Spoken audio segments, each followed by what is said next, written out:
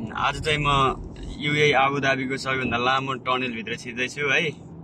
हाम्रो नेपालमा चाहिँ टनेल छिर्न के लाग्छ रे, पैसा लाग्छ होइन, यहाँ चाहिँ लाग्दैन। जम्ती यो लगभग 2 किलोमिटर होला, लामो त छैन। यो चाहिँ टनेल हो। यस्तो खतरा छ, लाइटिङदेखि लिएर always very good and very nice. C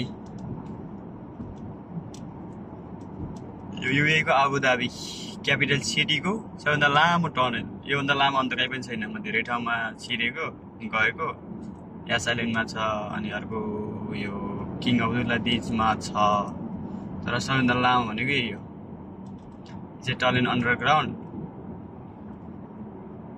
क्या खतरा छ, पुरै राम्रो छ।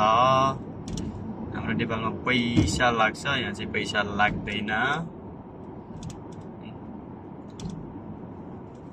टनेल हो टनेल, स्पिड चाहिँ 80 को मात्र हो। यसमा अलिक बढी हान्यो भने फेरि फुत्लुक्कै 450 रुपियाँ फाइन आउँछ। 400 दिरहम फाइन। त्यसमा चाहिँ झौछ, त्यही भएर बिस्तारै 80 को स्पिडमा बिस्तारै जाने हो।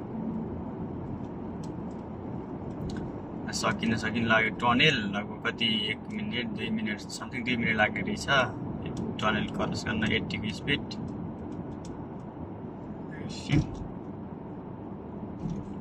अझै अलि बाँकी छ।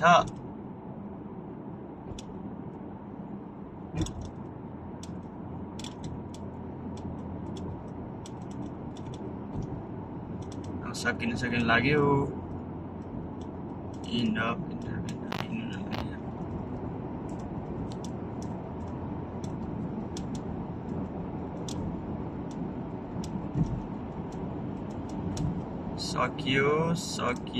सकियो थोरै बाँकी छ।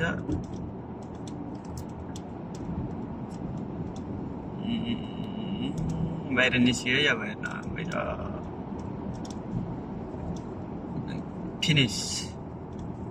यति नै हो, यतिसम्म मात्र छ। सकियो।